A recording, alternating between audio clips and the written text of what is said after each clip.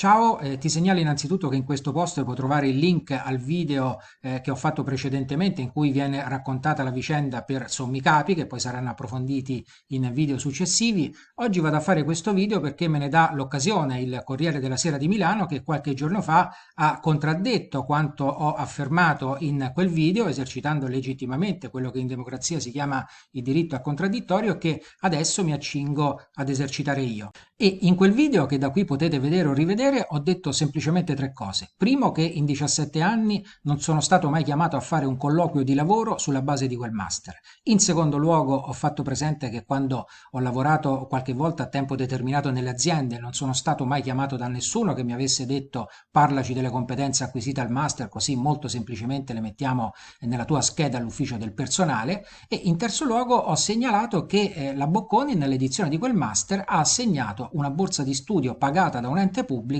ad un ripetente alle scuole superiori. E qui mi rivolgo al direttore del Corriere della Sera, il cui quotidiano qualche giorno fa, direi con un tempismo perfetto, ha fatto un articolo in cui afferma che i diplomati master alla Bocconi trovano sempre comunque lavoro e che addirittura negli ultimi anni gli stipendi sarebbero aumentati del 126%. Non ho ovviamente elementi per poter contraddire la veridicità delle affermazioni del Corriere della Sera, però sicuramente ho degli argomenti per poterne dubitare fortemente.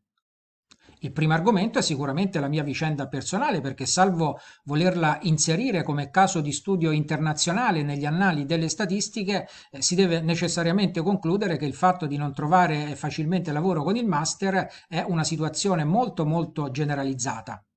Lo testimonia anche il fatto che per ricoprire anche delle semplicissime posizioni di lavoro ho dovuto sempre cercare una raccomandazione e a fare il master alla Bocconi c'era andato proprio per evitare tutto questo. Il secondo argomento riguarda invece la falsità di alcune posizioni di lavoro che vengono pubblicate dalle agenzie di lavoro nelle principali piattaforme. Appena prima di fare questo video mi sono fatto un giro sulla piattaforma di lavoro InfoJob e ho notato che nella mia città, a Firenze, negli ultimi 7 giorni ci sono 221 posizioni di lavoro aperte. Ora siamo in piena emergenza Covid, ci sono 19.000 lavoratori del turismo a casa, ci sono le attività commerciali e artigianali che lavorano a singhiozzo, ci sono le attività industriali che producono a ritmo ridotto. Penso, direttore, che converrà con me che non è assolutamente possibile. A suffragio di questa tesi voglio portare un fatto che posso dimostrare tramite la corrispondenza mail con un'agenzia di lavoro che è QuantaSpa e che mi è capitato questa estate. Io lavoro come libero professionista, mi occupo di organizzazione aziendale, faccio software gestionali, siti web e anche applicazioni per le imprese. Però questa azienda era molto vicina, era a Prato, cercava un responsabile della qualità, io ho sviluppato uno specifico software gestionale anche per questo argomento e quindi mi sono candidato. E alla mancata chiamata da parte dell'agenzia, quantomeno ad un colloquio conoscitivo, non necessariamente per poi mandarmi in azienda, mi sono insospettito perché,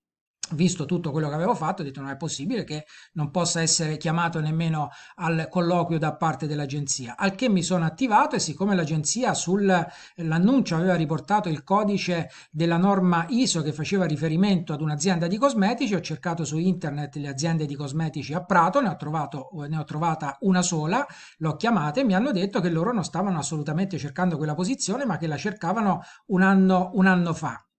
E, al che mi sono scusato dicendo magari ci sarà un'altra azienda di cosmetici a Prato e loro hanno detto assolutamente no, noi siamo l'unica azienda di cosmetici a Prato. E a questo argomento dedicherò un apposito video dove mostrerò tutta la corrispondenza mail con quell'agenzia di lavoro per dimostrare alle persone che su internet ci sono anche delle offerte di lavoro false, forse non so per aiutare chi, forse per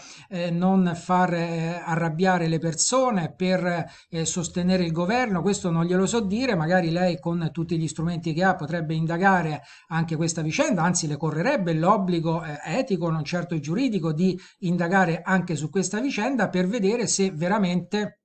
ci sono tante altre offerte di lavoro false su internet, cosa che il fatto che oggi a Firenze ci siano 221 offerte di lavoro negli ultimi 7 giorni mi fa assolutamente pensare.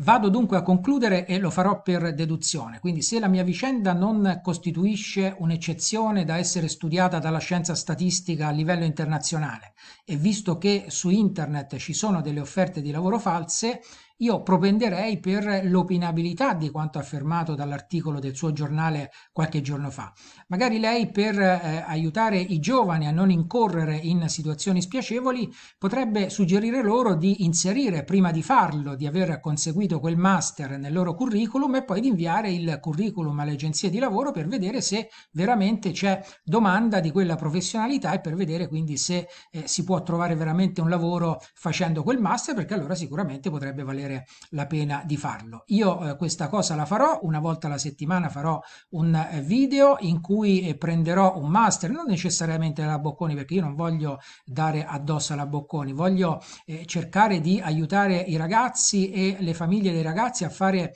delle buone scelte, a non spendere invano dei soldi. Quindi una volta alla settimana farò un video in cui prenderò un master con un certo argomento ovviamente, e con l'estrattore di mail che ho sul mio desktop tirerò giù 1000 mail di quelle relative al settore aziendale in cui si dovrebbe andare a lavorare conseguentemente a quel master, perché poi i ragazzi magari a quelle 1000 mail possano mandare il curriculum e vedere se veramente conseguendo quel master si possono ottenere dei risultati nel mondo del lavoro. Arrivederci.